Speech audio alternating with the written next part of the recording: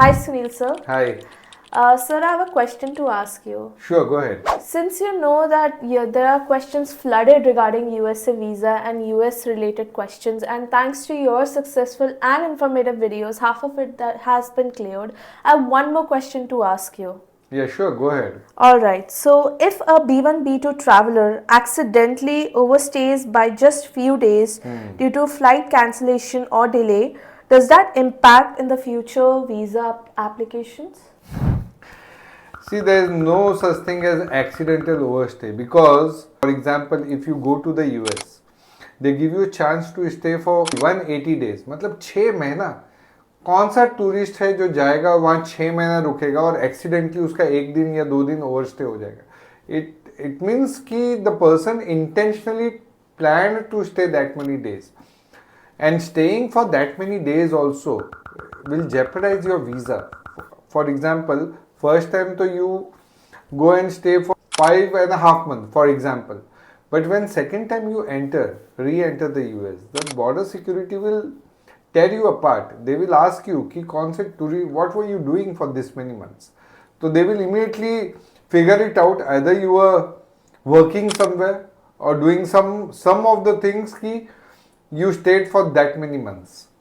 So the thing is very clear, even though they give you for 6 months in one go, 180 days का आपको ये देते, but it doesn't mean that you have to stay for that many days. And no tourist is meant to stay for that many days in any country.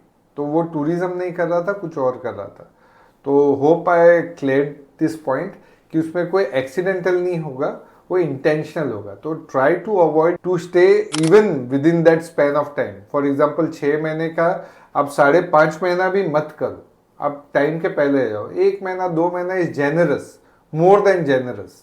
Okay, hope I answered your question. So just one question in it. Let's assume मैंने 5.5 month stay किया, okay, and उसमें मेरा एकदम dot पे flight book हुआ था, लेकिन let's assume वो फ्लाइट कहीं और से आ रहा है और हॉल्ट बढ़ गया मेरा, विच एक्सीडेड द टाइम लिमिट.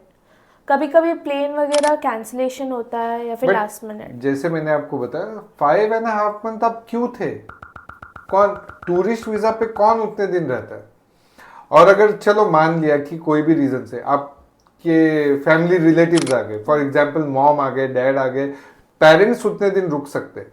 तो अगर आपका ऐसा लग भी रहा है कि आपका ओवरस्टे हुआ है तो उसमें एक्सटेंशन का ऑप्शन है, but that has to be happen in the US. तो आप एक्सटेंशन ले सकते हो अगर आपको ज्यादा दिन रुकना है. तो ओवरस्टे होने के चांसेस है कि आप यूएस गए, आपका इंटेंशन था 4 मंथ्स या 5 मंथ्स रुकने का, बट आपकी तबीयत खराब हो गई, आप हॉस्पिटलाइज हो गए, अब आपको 1-2 महीना और वहां रुकना पड़ेगा ट्रीटमेंट के लिए या कोई भी काम के लिए. वैसे केसेस में थोड़ा ओवरस्टे होता है, बट उसमें जो भी बंदा वहाँ रिस्पॉन्सिबल है आपके स्टे का, आपका रिलेटिव या जिसके पास आप गए हो, they need to file an extension और उसका अप्रूवल लेना होगा.